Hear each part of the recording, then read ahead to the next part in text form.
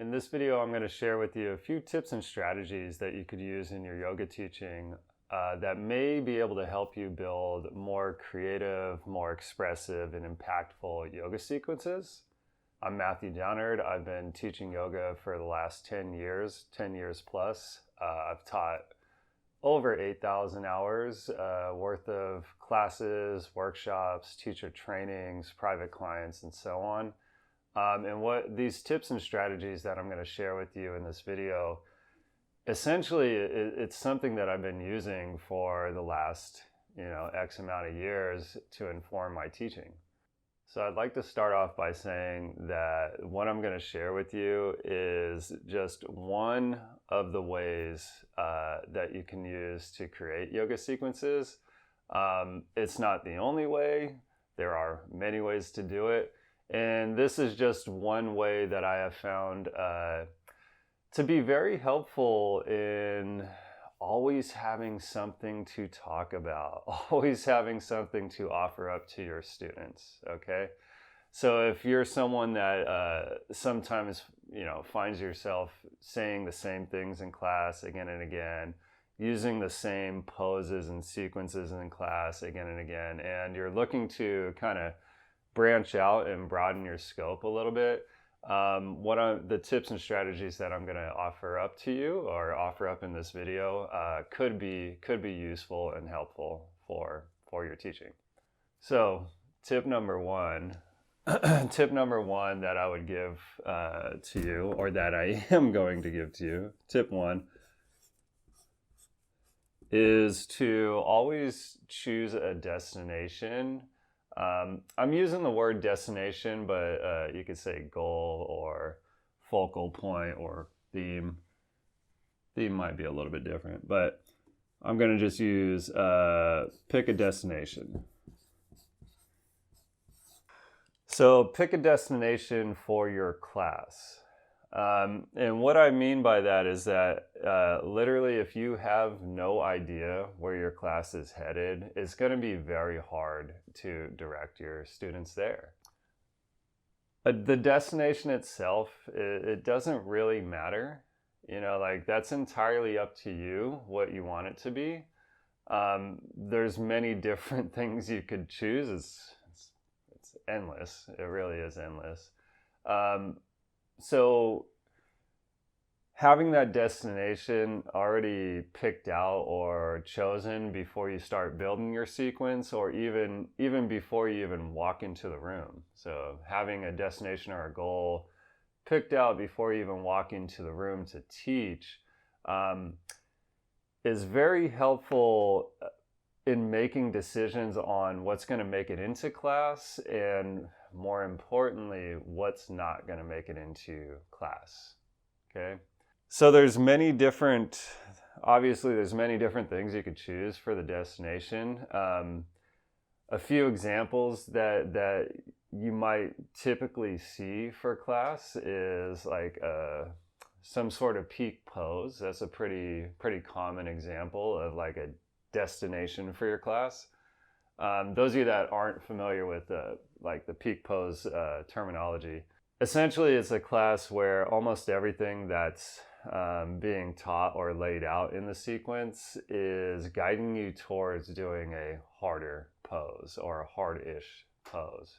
So that's one example of a destination for class. Or say you go to a class where the teacher just wants to work on building strength through the abdominal region, so a core strengthening class. Or the teacher is teaching a class that is meant to create greater flexibility in your hamstrings. Or teacher is teaching a class that is really focused on bringing more mobility into the thoracic spine, the upper back, and shoulder region, so a back bend class.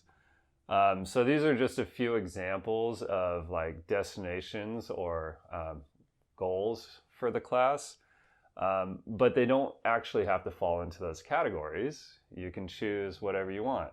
So again, I'm just going over all these examples to kind of solidify that the destination doesn't really matter. It's entirely up to you as a teacher to choose that.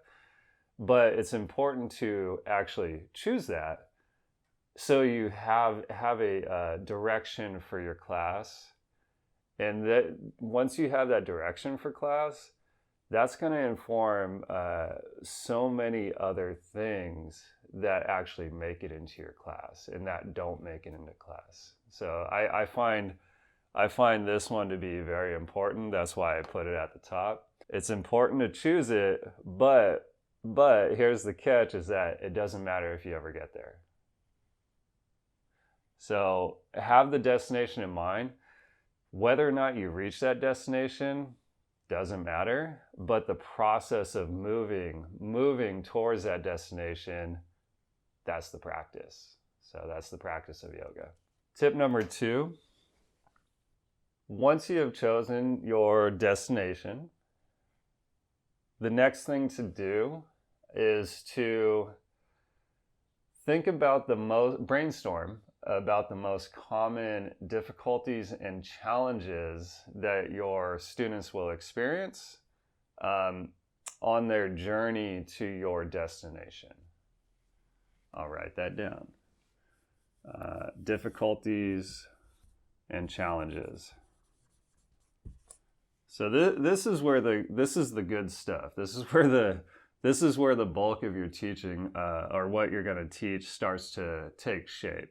So finding out difficulties and challenges. So once you choose your destination for class, whatever that may be, it doesn't matter, brainstorm about what your students may experience as to be challenging on their journey to that destination. I'll give a few examples. I'm going to use a peak pose strategy as an example. So destination for class would be, let's say, Urdhva Dhanurasana, which is up bow or wheel pose. We call it wheel pose nowadays, or that's what the kids are calling it. So pick your destination, wheel pose. What are the difficulties and challenges that the vast majority of students are going to experience in their quest for wheel pose? So just off the top of my head, most commonly, like most of the students in there, they're going to experience, let's say the front of their hips, front of thighs are a little bit tight from sitting a lot. Most of us sit a lot. They're going to experience that their back or their spine usually doesn't arch that easily, so might want to address some stuff there. As well, it's very common that a lot of people are challenged or find it somewhat difficult to actually just bring their arms overhead, surprisingly, or not surprisingly. So right there, that's just 3 things that you could easily plug into this category and have as focal points for your sequence or focal points for your teaching. There's more, but that's like a good starting point to start building a sequence. Tip number 3, build your sequence or class plan or lesson plan, however you want to say it. But you're going to want to build out your sequence from your destination backwards. I'll explain. What I mean by that is when you do it that way, what we're trying to accomplish is building from the pinnacle of your sequence or the hardest point or the deepest point of your sequence, or most complex point of your sequence, starting there and then building backwards progressively. So you go from the hardest point or most challenging point, deepest point, backwards to the easiest point. So example, using our destination of Urdhva Dhanurasana or wheel pose, if that's your destination for the class, start there. You know, like roughly it's going to be about two-thirds of the way through class, just for a peak pose style of class. Uh, and then from there, you got wheel pose, and then go backwards. What's the pose before that? Then you got that pose, which is typically going to be bridge. Then you go backwards. What's the pose before that? So it's just a series of steps going backwards, addressing your difficulties and challenges progressively back to the beginning of sequence, to all the way back to like your warm-ups. Like what's the most simplest form that are addressing these difficulties and challenges all the way back at the beginning of the sequence. I think this one here would benefit from having an example of this strategy. So I'll make another video that just has a breakdown of all of this in action, because right now it's just theory.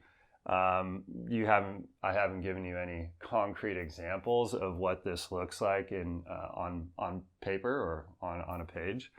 So I'll make another video that breaks down this whole strategy in the future, and hopefully you'll watch it. Please subscribe, hit the like button if it was, and yeah, leave me a comment down below. Tell me what you want to see, and I'll see if I can help you out. All right, thanks for watching.